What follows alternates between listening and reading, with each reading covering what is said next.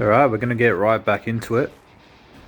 I've made up a piece here, little cap plate that I'll weld on the top, over here, like that. I've made an educated guess where the hole goes. I did some measuring on the transmission and also looked at where it sat in the cab before I took it off, so hopefully it's in the right position. If not, shouldn't be a big deal. And then that'll be a nice place that I can seal up later when the cab's all finished. And then once that's welded in, I can then start prepping the underside of the cab to be painted. So I want to do all this before I tip the cab over again. That way I don't have to keep taking the cab on and off, because it takes quite a while to hook it up to the hoist that I have and tip it up and down and put it on the bod, put it on the chassis and all that. So yeah, we'll get doing that. So I've got that piece welded in now. It's all nice and solid. Now it's time to start working on preparation of getting the bottom of the cab all sorted. So I'm going to give it a good sand down. Probably be here a couple hours at least. And then yeah, try and get some epoxy primer over this, and then we'll do some underbody paint over that. So we'll see how all that goes. I've got to take off these nuts and also the body mounts, because you can see that needs to be rubbed down. It's a bit rusty. So I've just finished applying the 2K primer and let it touch dry, so I'm ready to start seam sealing. Just going to go over, you can see all the floor pins being replaced, so over all the weld and stuff. And then the welds I did for the transmission tunnel. And yeah, there's been a few repairs, so I'll just go over where I think I need to, and when it's all said and done, I'll also, when I start doing the inside, I'll go over the inside. There's way more spots in here that need to be done, so yeah, should be fully sealed by the end of it, and no water should be able to get in the cab. So yeah, it's looking nice though. I'm pretty happy with that. First time using 2K primer. Turned out good. Good practice for when I actually paint the body. So we'll see how that goes. Alright, I got a bit ahead of myself, but I've got all the seam sealer on. So now I'm going to spray the underbody coat stone chip protector over it, and that'll be done. Let's go.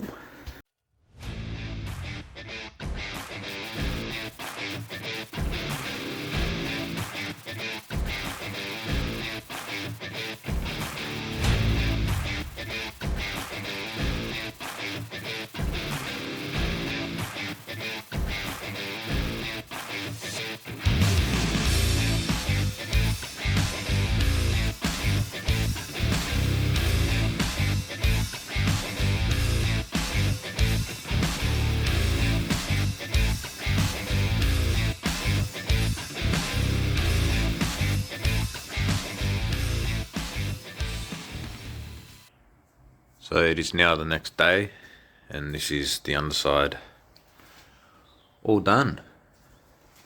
It's got that nice textured rubberized underbody paint, so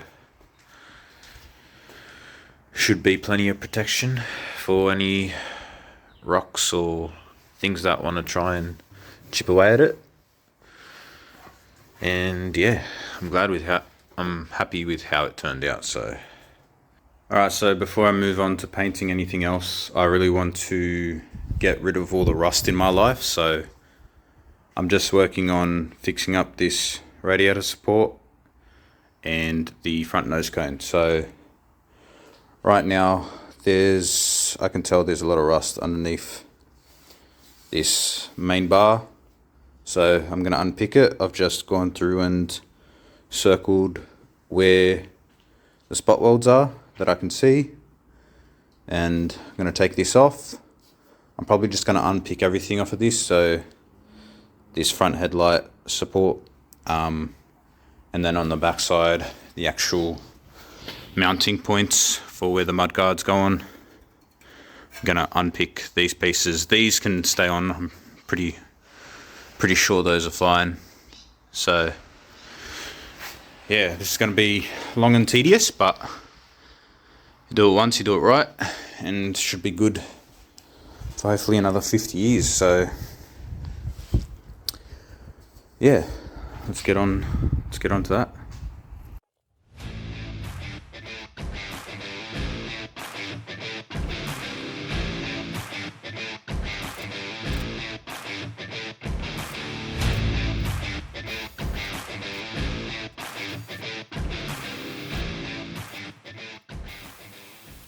Rightio, I finally finished drilling out all those spot welds and separating all the little bits and pieces that I needed to get behind.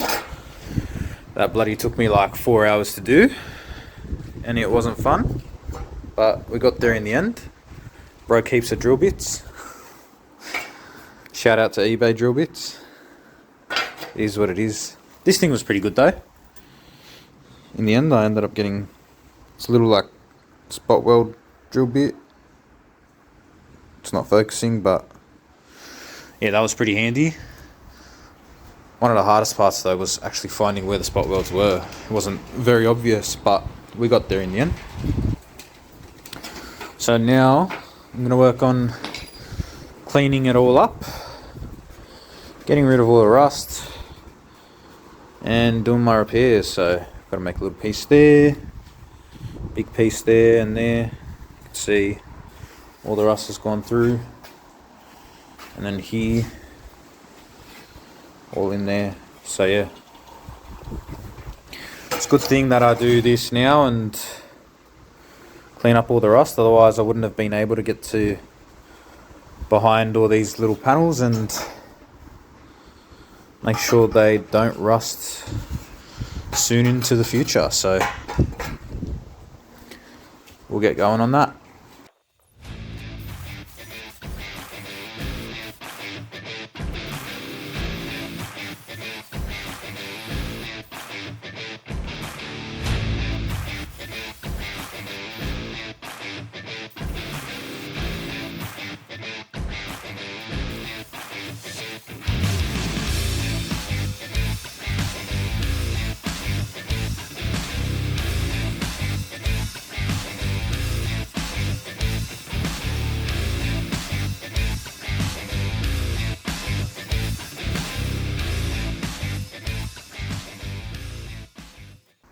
I've just cut out all the worst sections and replaced them with bits and pieces here and there. This is what it looks like right after everything's been welded. Now we're going to hit it with the wire wheel and dread life for the next couple of hours probably. Anyway, we'll catch up then. Alrighty, so I got all these bits sandblasted and rust protected, just with some easy Foss. So they're pretty much ready to be primed. They came out alright, considering how bad this front nose cone was. It's not too bad. There were a few holes in it that I did weld up, like one there, and then in this corner that was broken up here. Same with the rad support, but it didn't come up too bad. It is a bit, it's got a bit of pitting in it, you can sort of see that, but hopefully the primer and a bit of filler will smooth that out.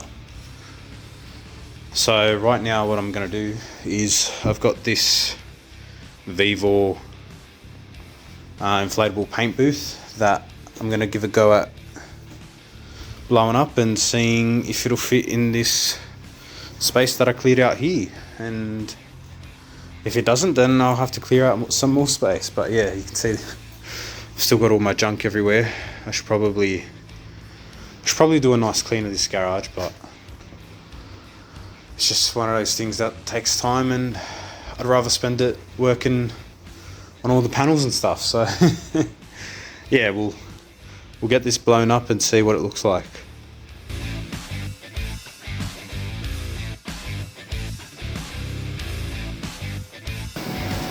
So you can see we've ran into our first issue. It's bloody too tall. So I've just given the garage a good clean, a needed clean. Cleared out a big area here, so we're going to try set up this paint booth in the back half of my garage and see how we go, because front half wasn't working due to a roller door. I'm hoping I can get the middle of it underneath this I-beam to see if it will not collapse the columns on it. But yeah, set it up now and see what it looks like. So right now what I'm going to do is drill out these spot welds here that's holding in these little I don't know what to call them, like headlight guards or something. These thingies, because I reckon there's some rust behind it. You can see there, and then over here there was a rust hole there that I welded in that didn't turn out that great, and it's sort of pushing out there. So what I'm going to do, I'm just going to drill them out, take them off, clean it up underneath, and then I'll prime it like that, and then weld them back on. So first things first, I'm going to drill a couple locating holes, tech screw through them so that I know exactly where they go on when I go to put it back on. And yeah, and then I'll drill these out. Should be not too bad. Alrighty, there it is. All off, rusty as suspected. So yeah, good thing I took them off, otherwise that probably would have shown through the paint eventually. So, and also you see where I tried to weld that up, that just looks like shit. So I'll clean that up now, and yeah, glad I did that, so I can paint underneath here now, and then when I'm ready, chuck it back on there with the two guide holes with tech screws, and then weld it on the back side. Yeah, that didn't take too long. Happy with that. Easiest spot welds that I've drilled out. So yeah, we'll get to work cleaning it up, and then we'll probably sand it down and get to priming.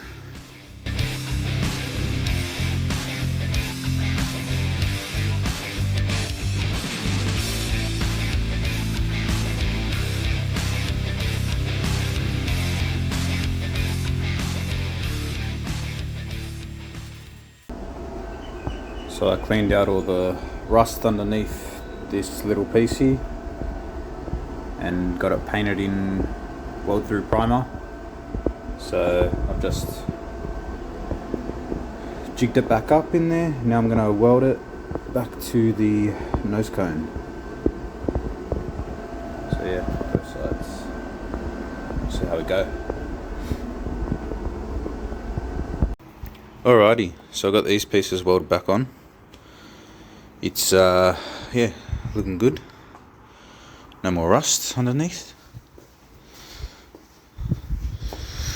So now we're going to move on to the rad support.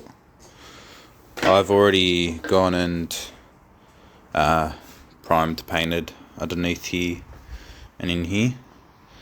So it's pretty much ready to put back on and get the spot welds done. I got the tech screw holes to line up where the panel needs to go, and then I'll use a bunch of clamps along it when I'm welding. So we'll go and get this brace welded on, and then we've got the two headlight pieces that go there and there. And then the part where the mudguard sits on the back, I need to fix those up a bit because where is it? As you can see here, I didn't realise it before, but that's got a lot of pitting back there, so I don't know what I'm going to do.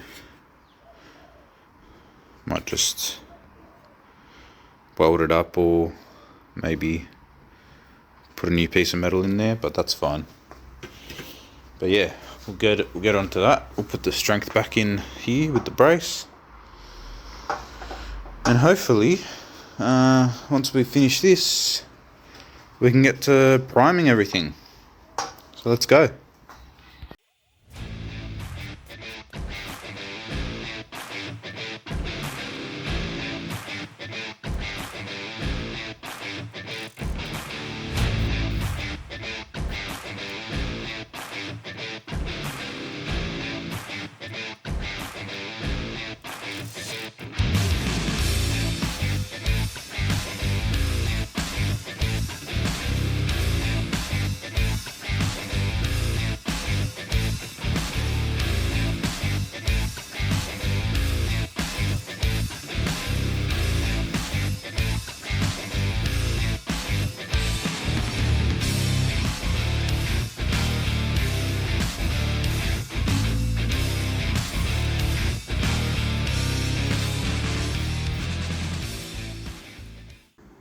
Alrighty, so I just went ahead and welded back on all the bits that I took off.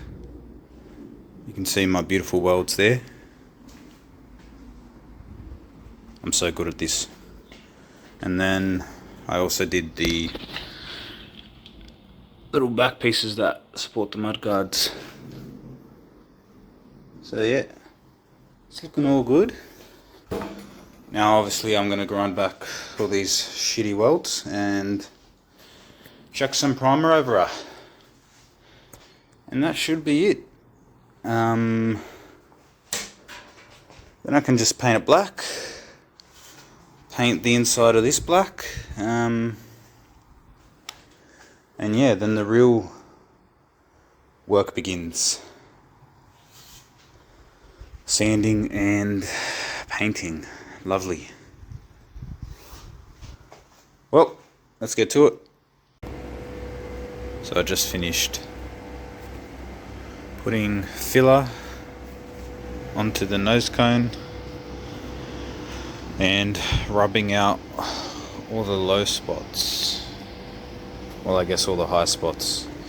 And now you can see I've got quite a lot of rub through, but that was to be expected because of how much pitting was in the panel. So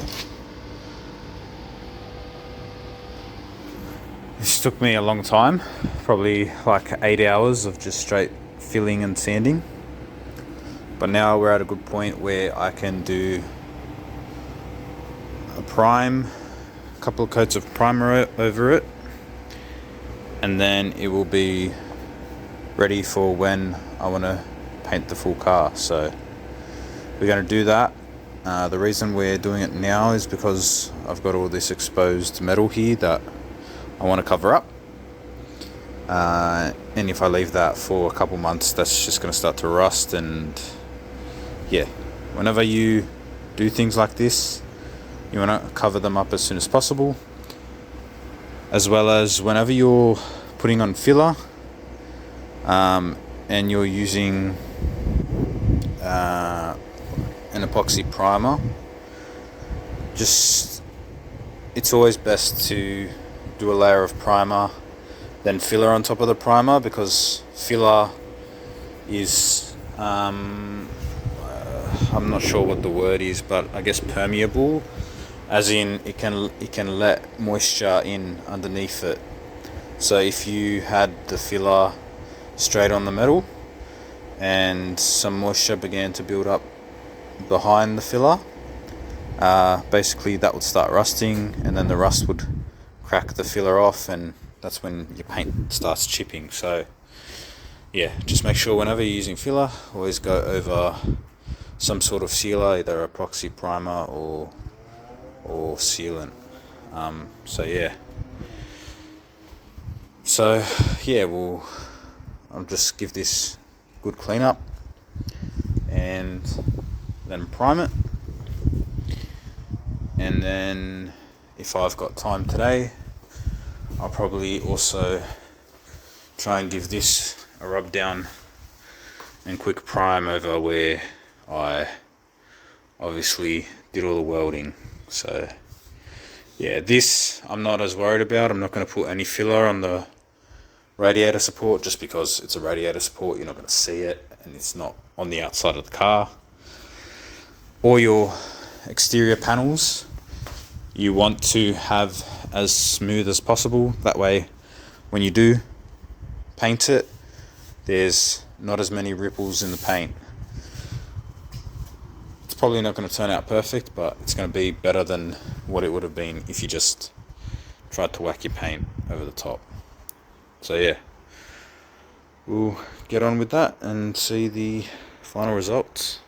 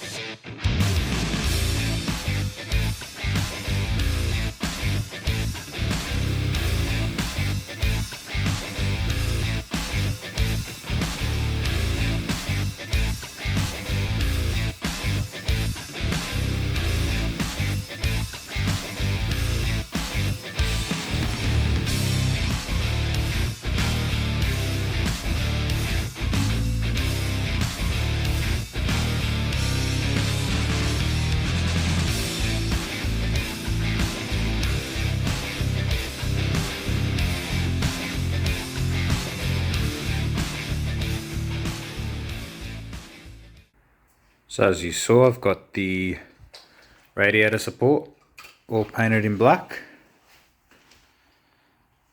Looking good. You can still obviously see all the pitting because I didn't bother doing any filler work over this because it's all going to be covered anyway. You might see a bit of it when you open the bonnet, but that doesn't bother me. That's not what this car's supposed to be. It's not supposed to be perfect. But I'm very happy with how it turned out. For a backyard job, I think it's pretty good.